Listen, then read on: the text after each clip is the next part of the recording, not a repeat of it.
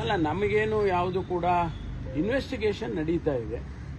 ಇನ್ವೆಸ್ಟಿಗೇಷನ್ನಲ್ಲಿ ಏನು ಅಂತಿಮವಾಗಿ ಬರುತ್ತೆ ಅದೇ ತಾನೇ ಮುಖ್ಯ. ಅಲ್ಲಿವರೆಗೂ ಸ್ಪೆಕ್ಯುಲೇಷನ್ಸ್. ನೀವು ತಮ್ಮಲ್ಲಿ ನಮ್ಮ ಮಾಧ್ಯಮ ಸ್ನೇಹಿತರಲ್ಲಿ ನೀವು you been very good to people, ನನಗೆ ಅಂತಾನೆ ಅಲ್ಲ, ಎಲ್ಲರಿಗೂ ಜನರಲ್ ಆಗಿ. ಬಟ್ ಮೈ ಓನ್ಲಿ ರಿಕ್ವೆಸ್ಟ್ ಈ ಸ್ಪೆಕ್ಯುಲೇಷನ್ ಮಾಡೋದಕ್ಕಿಂತ ರಿಪೋರ್ಟ್ ಬಂದಾಗ ಮಾಡಿದರೆ ಬಹಳ ಒಳ್ಳೆಯದು ಅಂತ ನನಗನ್ಸುತ್ತೆ. ಇಡಿ ಒಂದು ಪ್ರೆಸ್ ರಿಲೀಸ್ ಮಾಡಿದ್ದಾರೆ ಸರ್, ಅದರಲ್ಲಿ ತಮ್ಮ ಇನ್ಸ್ಟಿಟ್ಯೂಷನ್ಸ್ ಇಂದ 40 ಲಕ್ಷ ರಣ್ಯಾರ್ ಅವ್ರನ್ನ ಕ್ರೆಡಿಟ್ ಬಿಲ್ ಪೇ ಆಗಿದೆ, ಆ ಕಾರಣಕ್ಕಾಗಿ ಪರಿಶೀಲನೆ ನಡೀತಾ ಇದೆ. ಅಲ್ಲ, ಅವ್ರು ಮಾಡಲಿ, ಏನ್ ಬೇಕಾದರೂ ಅವರು ಪರಿಶೀಲನೆ ಮಾಡಲಿ. ನಾನು ಹೇಳಿದ್ನಲ್ಲ, ನಾವು ಎಲ್ಲ ರೀತಿಯ ಸಹಕಾರವನ್ನು ಕೊಡ್ತೀವಿ. ನನಗೂ ಕೂಡ ಅವರು ಸಂಸ್ಥೆಗೆ ಕೊಡಬೇಕಲ್ಲ, ಅದಾಗಿದ ಮೇಲೆ ತಿಳಿಸೋಣ. ಅಲ್ಲಿ ತನಕ ನಾವು ಯಾವುದನ್ನು ಕೂಡ ರಿಯಾಕ್ಟ್ ಸರ್, ಈಗ ಇಡಿ ಅಧಿಕಾರಿಗಳು ಮತ್ತು ಕೇಂದ್ರ ಸರ್ಕಾರ ದಲಿತ ನಾಯಕರನ್ನೇ ಟಾರ್ಗೆಟ್ ಮಾಡ್ತಾ ಇದೆ. ಪರಮೇಶ್ವರ್ ದಲಿತರು ಅನ್ನೋ ಕಾರಣಕ್ಕೋಸ್ಕರವಾಗಿ ಟಾರ್ಗೆಟ್ ಮಾಡಿದ್ದಾರೆ, ಸಿಎಂ ಮತ್ತೆ ಸುರ್ಜೇವಾಲಾ ಹೇಳಿದ್ದಾರೆ. ನನಗದು ಗೊತ್ತಿಲ್ಲ. ಅದು ನಾನೀಗ ಈ ಸಂದರ್ಭದಲ್ಲಿ ಅವೆಲ್ಲ ಹೇಳಕ್ ಹೋಗೋದಿಲ್ಲ. ಯಾಕೆಂದ್ರೆ ಅವರೇನು ಜಾತಿ ನೋಡ್ಕೊಂಡು ಬರ್ತಾರ ಅಂತ ಒಂದು ಪ್ರಶ್ನೆ ಕೇಳ್ತಾರೆ. ಅದೆಲ್ಲ ಏನು ನಾನು ಅದನ್ನ ಹೇಳಕ್ ಹೋಗೋದಿಲ್ಲ. ಅವ್ರು ಹೇಳಿದ್ರೆ ಅದು ಅವ್ರು ಯಾವ ಅರ್ಥದಲ್ಲಿ ಹೇಳಿದಾರೋ ಗೊತ್ತಿಲ್ಲ ನನಗೆ. ಸರ್, ಯಾಕೆಂದ್ರೆ ಮುಂದಿನ ಮುಖ್ಯಮಂತ್ರಿ ಅಲ್ಲಲ್ಲ, ನಾನೀಗೇನು ಹೇಳಕ್ ಹೋಗೋದಿಲ್ಲ. I will not be able to say anything. ಮುಂದಿನ ಮುಖ್ಯಮಂತ್ರಿ ಲಿಸ್ಟ್ ಅಲ್ಲಿ ತಮ್ಮ ಹೆಸರು ಕೂಡ ಇತ್ತು. ಇದೊಂದು ರೀತಿ ರಾಜಕೀಯ ಪ್ರೇರಿತ ಅನ್ಸಲ್ವಾ ಸರ್ ತಮಗೆ? ನಾನೇನು ಹೇಳಕ್ ಹೋಗೋದಿಲ್ಲ. ಈಗ ಬಿಜೆಪಿ ಆರೋಪ ಮಾಡಿದ್ದಾರೆ ಸರ್, ರಣ್ಯಾರಾವ್ ಗೋಡ್ಗೆ ಸಂಬಂಧಪಟ್ಟಂತೆ ಪರಮೇಶ್ವರ್ ಅವರ ಪಾತ್ರ ಇದೆ ಅಂತ ಆರೋಪ ಮಾಡ್ತಾ ಇದ್ದಾರೆ. ಆರೋಪ ಮಾಡ್ತಾ ಇದ್ದಾರೆ ಅಷ್ಟೇ ತಾನೇ.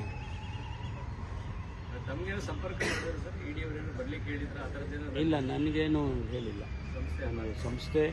ಸಂಸ್ಥೆಯಲ್ಲೇ ಎಲ್ಲವನ್ನು ವೆರಿಫೈ ಮಾಡಿಕೊಂಡು ಮಾಡ್ತಾ ಇದ್ದಾರೆ. ಇನ್ನೂ ಇದ್ದಾರೆ ಅಲ್ಲೇ, ಅವರು ವೆರಿಫೈ ಮಾಡ್ತಿದ್ದಾರೆ. ಹೊಸದಾಗಿ ಕೆಲವೊಂದು ಆಸ್ತಿಗಳ ಖರೀದಿ ಸಂಬಂಧಪಟ್ಟಂತೆ ಕೂಡ ಅಲ್ಲ ರೀ, ನಾವು ಒಂದು ಸಂಸ್ಥೆ ಬೆಳೀತಕ್ಕಂಥ ಸಂಸ್ಥೆ. ಇದೇನು ನಮಗೇನು 68 ವರ್ಷ ಆಗಿದೆ ಸಂಸ್ಥೆ ಪ್ರಾರಂಭ ಮಾಡಿ. ನಾವು ಪ್ರೋಗ್ರೆಸ್ ಆಗಬೇಕಲ್ಲ. ನಾವು ಇಂಜಿನಿಯರಿಂಗ್ ಕಾಲೇಜ್ ಮಾಡ್ದೋ, ಮೆಡಿಕಲ್ ಕಾಲೇಜ್ ಮಾಡ್ದೋ, 2 ಮೆಡಿಕಲ್ ಕಾಲೇಜ್ ಮಾಡ್ದೋ, ಆಮೇಲೆ ಇತ್ತೀಚೆಗೆ ಮತ್ತೊಂದು ಇಂಜಿನಿಯರಿಂಗ್ ಕಾಲೇಜು, ಅದು ಅವರು ಪರಿಚಯದವರೇ, ನಮ್ಮ ಶಾಸಕರಾಗಿದ್ದಂಥವ್ರು ಶಫಿ ಅಹಮದ್ ಸಾಹೇಬರು, ಅವರು ಮುಚ್ಚುವ ಸ್ಥಿತಿಗೆ ಬಂದಿತ್ತು. ಅದನ್ನು ನನ್ನ ಹತ್ರ ಬಂದವ್ರು ಕೇಳಿಕೊಂಡ್ರು, ನಮಗೆ ಮುಚ್ತಾ ಇದ್ದೀವಿ, ದಯವಿಟ್ಟು ನೀವಾದರೂ ತಗೊಳ್ಳಿ, ನಡೆಸಿ. ಆಯ್ತಪ್ಪ, ನಮಗೆ ಸಾಧಕ ಬಾಧಕ ನೋಡ್ಕೊಂಡು ಮಾಡ್ತೀವಿ ಅಂತೇಳಿ ನಾವು ತೊಗೊಂಡ್ವಿ, ಟೇಕನ್ ಓವರ್ ಮಾಡಿದ್ವಿ.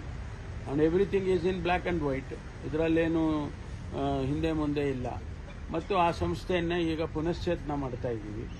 ನಮ್ಮ ಸಿದ್ಧಾರ್ಥ ಸಂಸ್ಥೆಯಲ್ಲಿ 40,000 ಇಂಜಿನಿಯರ್ಸ್ ಆಚೆ ಬಂದಿದ್ದಾರೆ ಕಳೆದ 35 ವರ್ಷದಲ್ಲಿ, ಮತ್ತು 10,000 ಡಾಕ್ಟರ್ಸ್ ಆಚೆ ಬಂದಿದ್ದಾರೆ. ನಮ್ಮದೇನೋ ಒಂದು ಅಳಿಲಸೆ, ನಮ್ಮ ತಂದೆಯವರು ಮಾಡಿದ್ದು ಈ ಸಂಸ್ಥೆ. ನಮ್ಮ ಮಲ್ಲಿಕಾರ್ಜುನ್ ಖರ್ಗೆ ಅವರು ಕೂಡ ಅಧ್ಯಕ್ಷರಾಗಿದ್ದರು, ಮಲ್ಲಿಕಾರ್ಜುನ್ ಸ್ವಾಮಿ ಅವರು ಅಧ್ಯಕ್ಷರಾಗಿದ್ದರು. ಹಾಗಾಗಿ ನಮಗೆ ಆ ಸಂಸ್ಥೆಯನ್ನು ಬೆಳಿಬೇಕು ಅಂತಕ್ಕಂಥದ್ದು, ಬೆಳೆಸಬೇಕು ಅಂತ. ಅದೇ ತಪ್ಪು ಅಂದರೆ ಹೇಗಾಗುತ್ತೆ? ಸಾಕಷ್ಟು ವರ್ಷಗಳಿಂದ ನಡೀತಾ ಇದೆ ಸಂಸ್ಥೆ, ಈಗ ಇಡಿಯವರು ಅದರಲ್ಲಿ ತಪ್ಪು ಹುಡುಕಕ್ಕೆ ಹೋಗಿದ್ದಾರೆ ಅಂತೇಳಿ ಸುರ್ಜೇವಾಲಾ ಟೀಕೆ ಮಾಡ್ತಾರೆ. ಎಲ್ಲ ಮಾಡಲಿ, ಮಾಡೋದಕ್ಕೆ ನಾನು ಬೇಡ ಅಂತ ಹೇಳೋದಿಲ್ಲ, ಮಾಡಲಿ.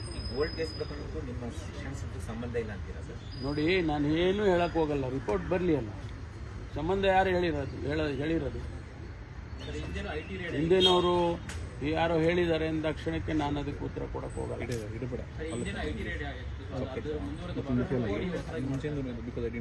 ಎಲ್ಲ ಗೊತ್ತಿಲ್ಲಪ್ಪ ನನಗೆ, ಡೀಟೇಲ್ಸ್ ಏನು ಹೇಳಕ್ಕಾಗೋದಿಲ್ಲ.